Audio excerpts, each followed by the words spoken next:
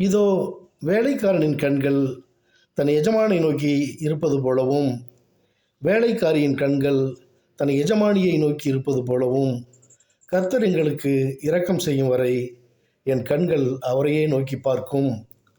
கர்த்தரை தேடுகிறவர்களுக்கோ ஒரு நன்மையும் குறைவுபடாது.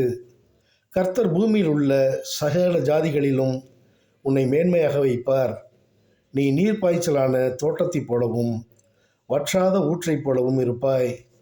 கர்த்தர் மேல் உன் பாரத்தை வைத்துவிடு. அவர் உனக்காக யாவையும் செய்து முடிப்பார். அவர் உண்மை உள்ளவர், அவர் மகத்துவம் உள்ளவர், அவர் ஒருவரையும் புறக்கணிப்பதில்லை. அவர் மனமுருக்கத்திலும் மகத்துவமானவர். விசுவாசத்தோடு இரு, அப்பொழுது உன்மேல் பிரியமாயிருப்பார்.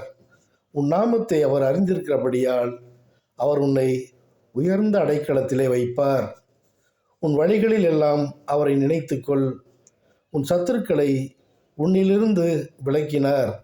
இனி நீ தீங்கை காண்பதில்லை. எல்லா காவலோடும் உன் இருதயத்தை காத்துக்கொள். அது நின்று ஜீவ ஊற்று புறப்படும்.